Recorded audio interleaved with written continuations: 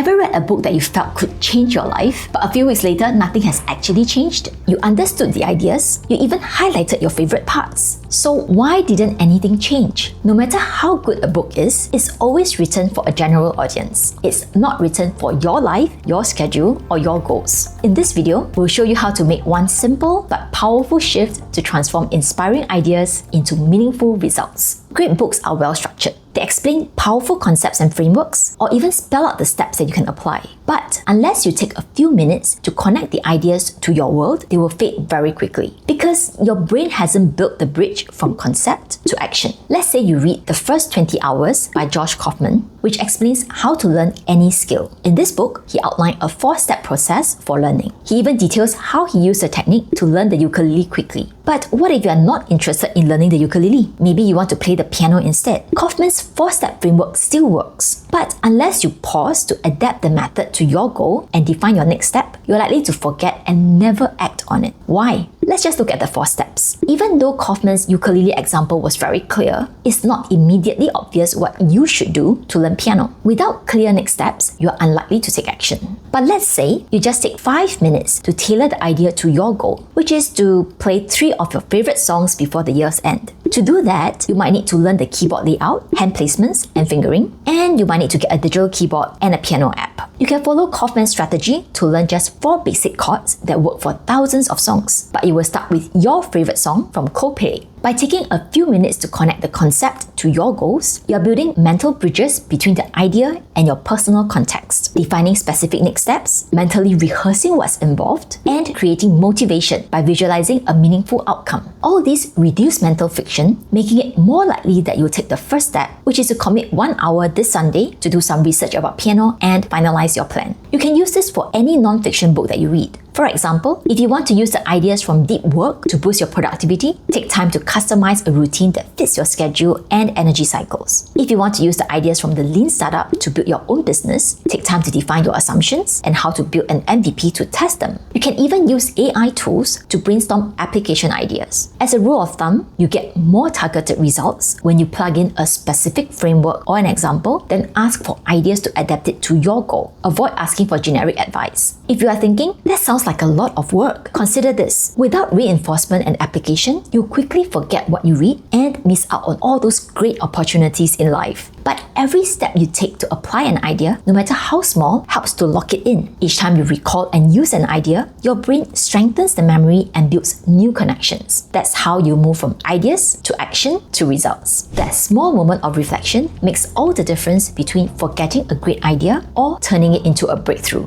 If you want to make this process faster and easier, ReadinGraphics is here to help. Check out the links in the description to access hundreds of summaries from top non-fiction books designed to help you turn ideas into results.